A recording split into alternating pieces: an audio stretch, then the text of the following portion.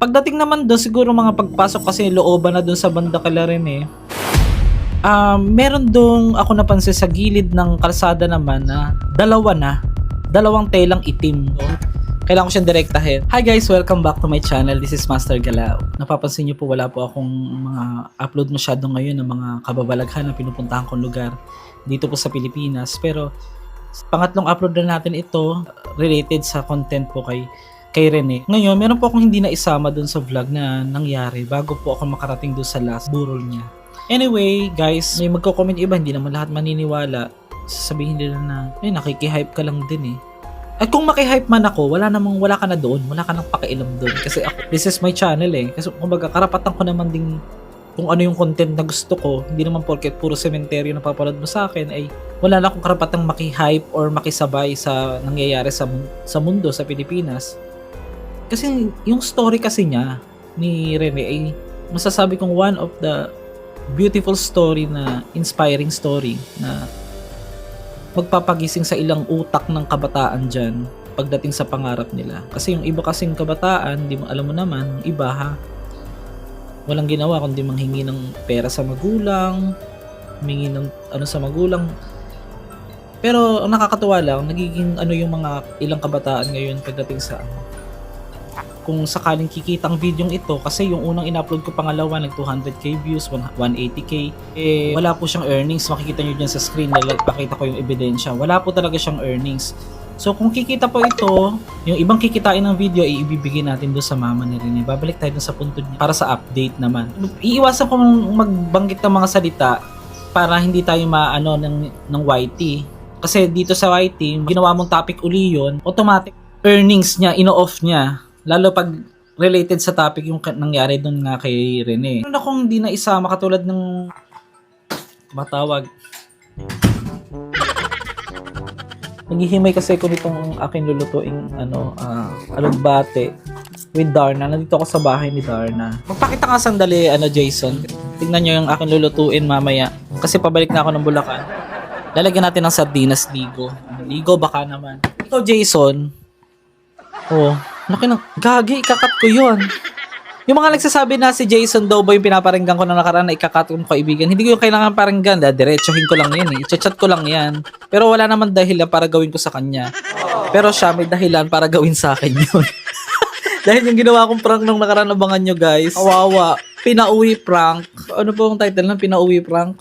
Tapos yun nga guys, hindi totoo na si Jason yun. Hindi ko kailangan paringgan ng isang kaibigan ko.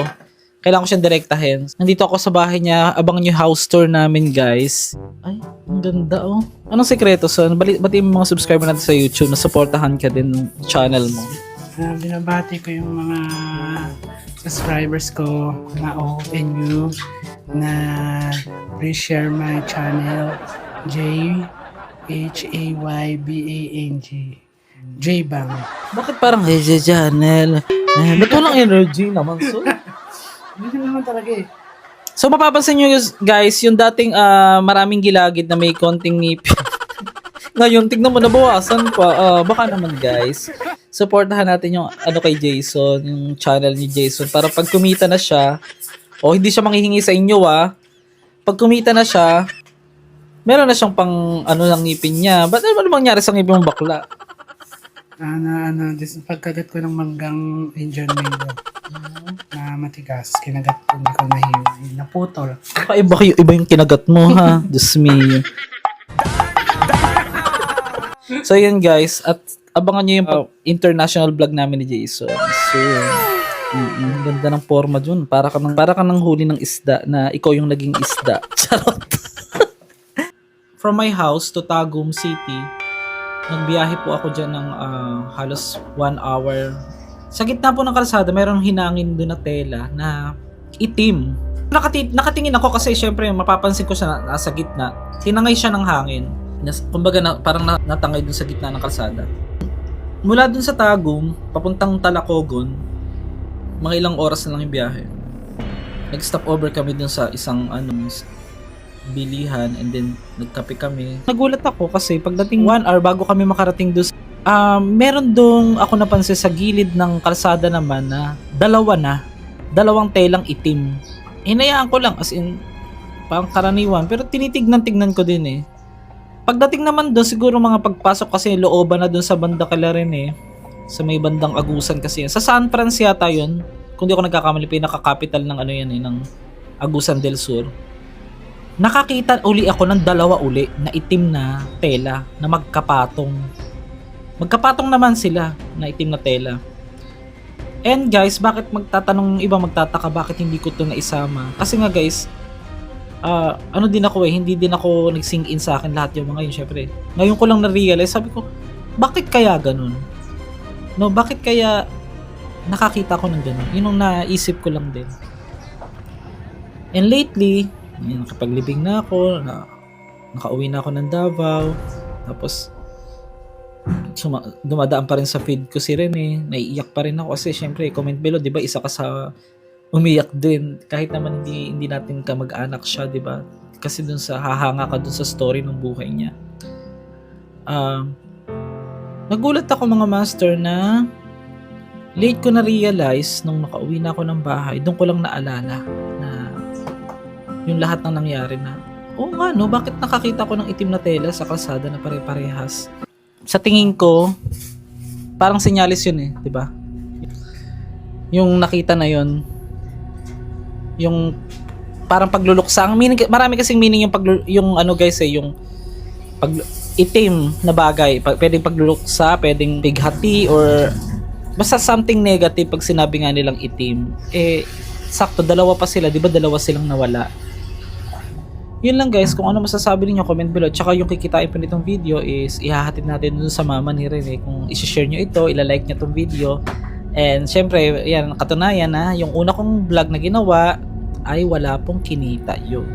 Bala ko naman sana talagang ibigay talaga yun. Guys, 10 minutes lang naman tong video, tapos nyo hanggang dulo dahil yun yung hindi ko na ikwento sa inyo nung nakaraan nga. Sabi ko lang, mga master, sabay-sabay tayo mag-pray na sana malaman na yung totoo, kung ano man ang totoo. At meron ako mensahe sa mga taga-Ateneo de Manila.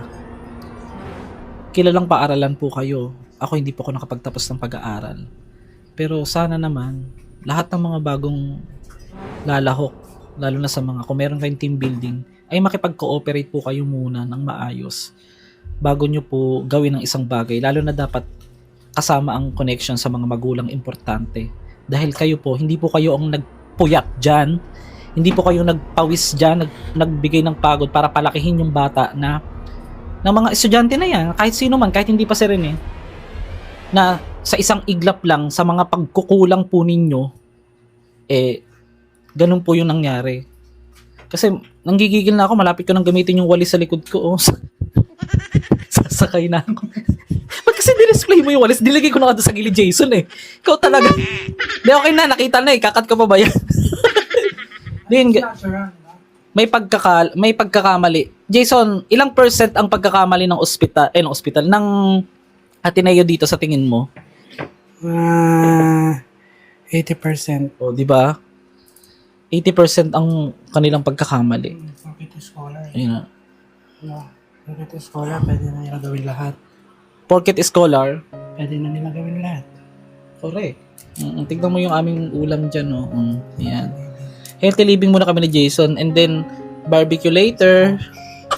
Healthy living kunyari, tapos barbecue later. Yan. Tingnan nyo guys, oh. Kumakain ba kayo niyan? Ang tawag dyan ay, ano sa English yan? Ano sa English yan? Ano? Spinach, di ba? Water spinach? Hindi, kangkong yung water spinach eh. Anak yan ni ano. Ni alin? Majimbo? Ni alog ano. Alugbati.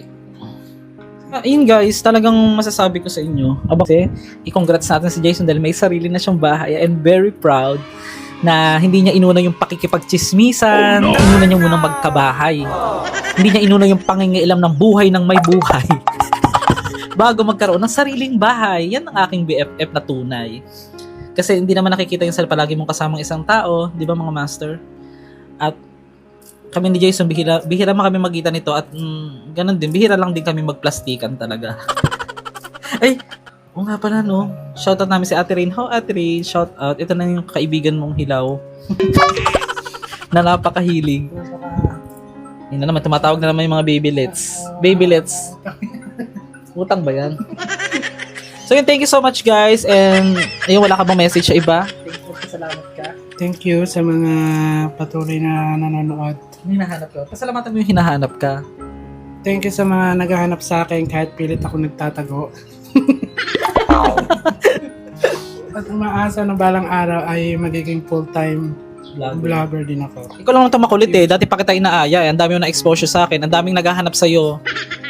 So yun guys, siyempre, Ako sa sarili ko eh. marami siya kasing pinagkakaabalahan. Yung mga, alam mo yung mga nawawala, hindi niya hinahanap. Pero yung mga, yung kapatid niya kasi guys, basta abangan nyo yung sa next vlog nito. Yun, thank you so much for watching. Please don't forget to like, share, subscribe. At